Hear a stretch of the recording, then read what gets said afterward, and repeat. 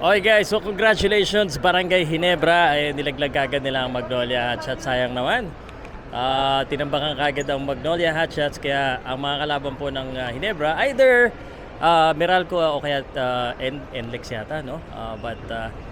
Grabe talaga. Nakita natin yung suporta ng taga-barangay talaga. Mga Barangay Ginebra talaga pag may laro talaga elimination, lalo na syempre pag playoffs, ang daming nanonood at dito mukhang putik na, no? Hindi pa namin napuno yung venue pero sana po next game ng Barangay Ginebra update ko kayo kung kailan kasi hindi ko pa alam. Sana nandito kayo. At saka ano na yun, semifinals na yun, quarterfinals to, pasok na kagad ang Barangay Ginebra, tapos na kagad yung Manila Classico. Sayang, no? Pero good effort sa Magnolia, kaso malas talaga nila eh. Tapos ang lakas ni Christian Stan Hardinger.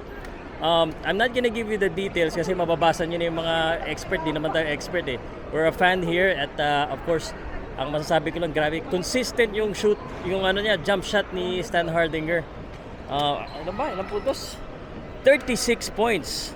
Ayun, walang ano daw, walang binigay ang Magnolia. Tapos 38% lang ang shooting percentage ng Magnolia. And I'm not gonna bore you with the technical details. Ang masasabi ko lang is I hope makita ko pa yung more Filipino basketball fans, PBA fans dito po sa venue. Kahit saan man yan.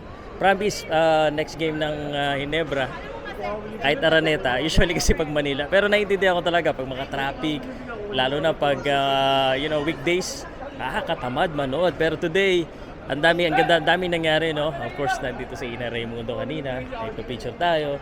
Of course, the fans talagang nakakatuwa pag medyo every shot, yun yung advantage. Alam ko, napapanood nyo na siya sa Pilipinas Live or sa Facebook, mga illegal yung pinapanood nyo. Pero paminsan-minsan, it's fun to watch sa venue.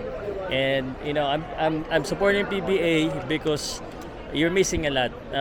Naalala ko pa dati, no, nung talagang heyday ng PBA. Now, I think pwede pa, especially buhay na buhay ang PBA, ang Ginebra. Tsaka, huwag na kayong magreklamo, comment kayo Ginebra SMB. Lagi naman ganyan, ever since.